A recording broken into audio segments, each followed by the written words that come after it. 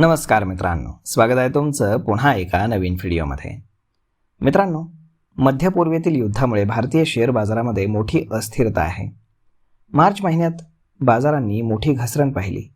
मात्र या घसरणीतही mutual fund गुंतवणूकदारांनी इक्विटी फंडावरती भक्कम विश्वास दाखवला आहे.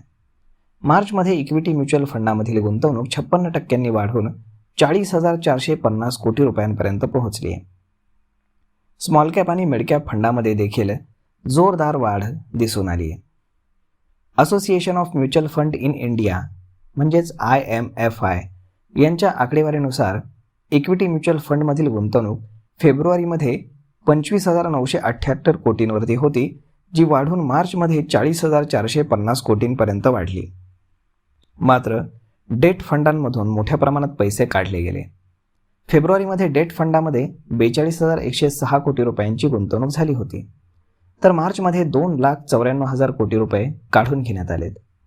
कॉर्पोरेट आणि संस्थात्मक गुंतवणूकदारांनी अनेकदा त्यांचे कर भरणं आणि आगाऊ कर दायित्व पूर्ण करण्यासाठी मार्च महिन्याच्या अखेरीस लिक्विड आणि ओव्हरड्राफ्ट फंडातनं पैसे काढून घेतले जातात.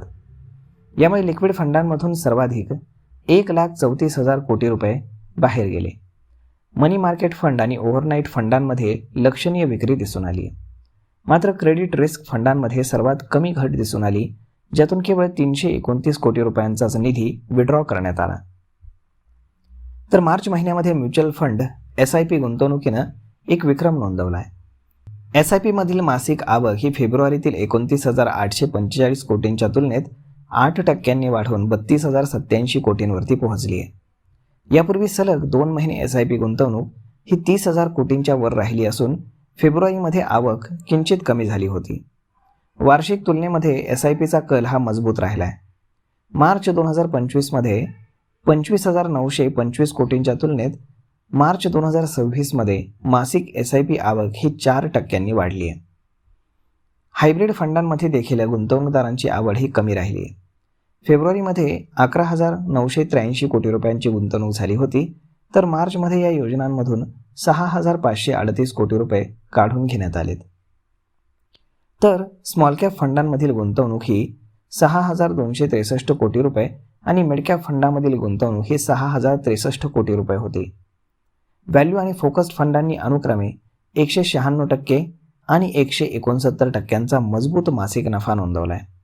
मात्र गुंतवणूकदारांनी कर बचत आणि LED फंड आणि डिव्हिडंड फंडांमधून माफक प्रमाणामध्ये पैसे काढल्याचं दिसून आलंय. तर ETFमध्ये 30,768 कोटी रुपयांचा ओघ दिसून आला. फेब्रुवारीमधील 13,879 कोटींच्या तुलनेमध्ये ही रक्कम लक्षणीयरित्या जास्त असून त्यामुळे या उद्योगाला काहीसा आधार मिळाला आहे. गोल्ड ETFमध्ये मार्च महिन्यात 2,266 कोटी रुपयांची गुंतवणूक झाली, जी फेब्रुवारीमधील 5,255 कोटींपेक्षा कमी आहे. अलीकडील तेजीनंतर या श्रेणीमध्ये किंचित मंदी आल्याचं हे स्पष्टपणे दर्शवलं जाते. तर मग मित्रांनो, अशा पद्धतीनं शेअर बाजारातील घसरणीमध्ये देखील इक्विटी फंडांमध्ये आणि SIPमध्ये उच्च गुंतवणूक आपल्याला पाहायला मिळाली आहे. आणि त्यामुळेच आपण पाहतोय की डोमेस्टिक इन्स्टिट्यूशनल इन्व्हेस्टर जे आहेत तर ते मोठ्या प्रमाणावरती शेअर्स त्यामुळे खरेदी करून बाजाराला सपोर्ट करणार तर आपल्याला दिसत आहेत. तर मग मित्रांनो, हा व्हिडिओ, ही माहिती तुम्हाला कशी वाटली हे तुम्ही आम्हाला कमेंट करून नक्कीच सांगा. आणि जर आवडली असेल तर आपल्या जवळच्या मित्रमंडळींसोबत देखील हा व्हिडिओ तुम्ही शेअर करायला विसरू नका. धन्यवाद.